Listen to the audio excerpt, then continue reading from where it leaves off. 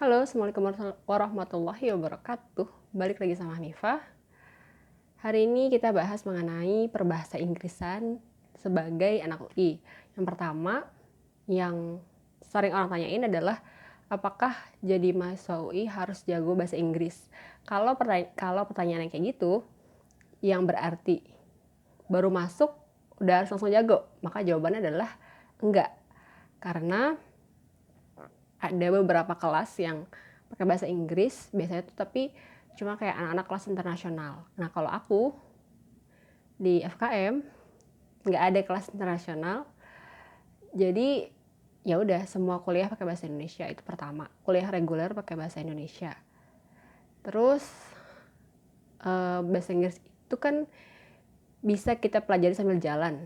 Seharusnya seiring berjalannya waktu gitu, ada kemampuan bahasa Inggris kita mestinya meningkat. Kenapa? Karena kebutuhan.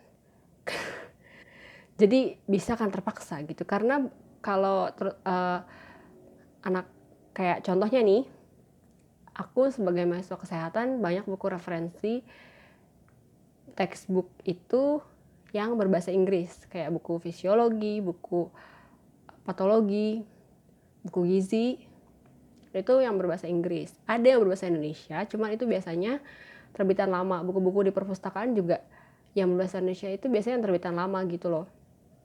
Yang baru-baru itu rata-rata yang berbahasa Inggris gitu. Dan kalau kita ngerjain tugas, dosennya sebenarnya nggak masalah kita pakai sumber buku yang berbahasa Indonesia, cuman karena jumlahnya sedikit, jadi kesana kan kayak kita ngambil referensi dari buku itu lagi gitu loh. Jadi mau nggak mau lama-lama kita harus baca yang berbahasa Inggris juga gitu. Nah, itu pertama. Terus yang kedua, terutama kalau misalnya udah mendekati bikin skripsi, biasanya diharapkan, diminta sebenarnya kayak nggak harus tapi harus gitu loh.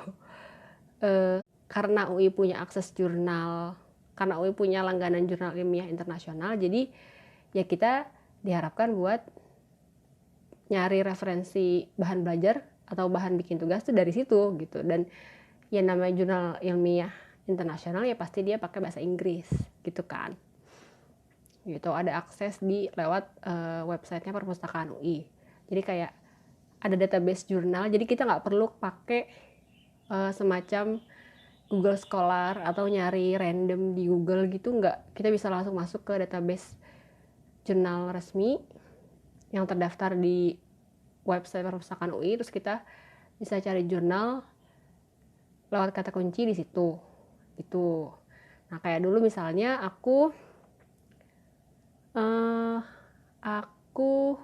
pas aku skripsi itu dosen pembimbing sempat komen gini, wah kamu ini ya Hanifah banyak bagus ya pakai jurnalnya gitu. Pas dia baca daftar referensinya banyak jurnal-jurnal luar gitu. Terus aku kayak ya bu, emang ibu nggak komen kalau misalnya saya kebanyakan pakai jurnal lokal gitu.